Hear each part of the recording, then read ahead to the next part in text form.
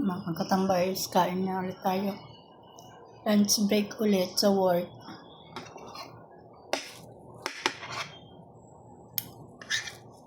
Ang hirap kumain mag-isa. Yung bang feeling mo, napakalungkot mo. Mag-isa ka lang sa mundo, parang ganun. Ang hirap kumain, ang hirap lumunok. Pero pipilitin mong kumain. Para malamanan ang tiyan mo.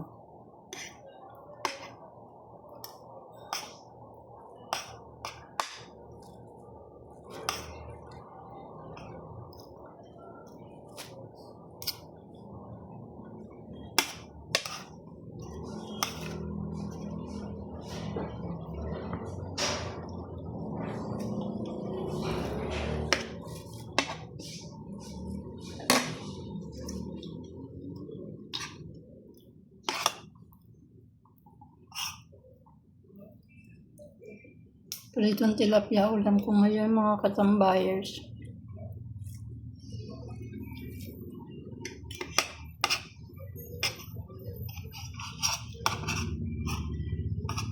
Mas palanggana kasi akong kumain kapag may mga sauce ang ulam.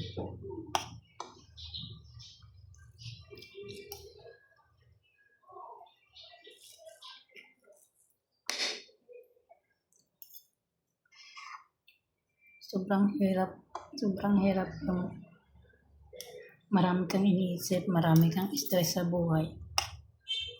Parang hindi ka makaramdam ng gutom. Pero pagdating ng oras, kailangan mong piliting kumain para labanan yung stress. Para hindi ka ma-depress.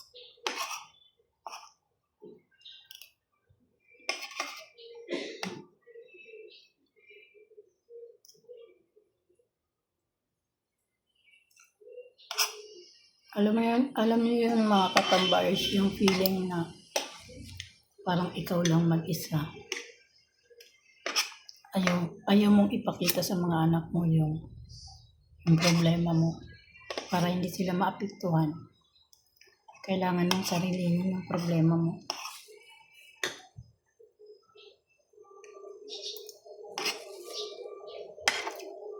Kailangan mong lutasin yung problema mo o harapin yung problema mo na ikaw lang mag-isa.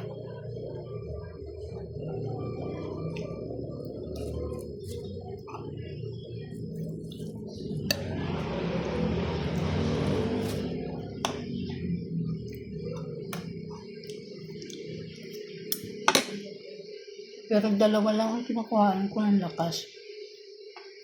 Una, mga anak ko. Pangalawa, yung Panginoon.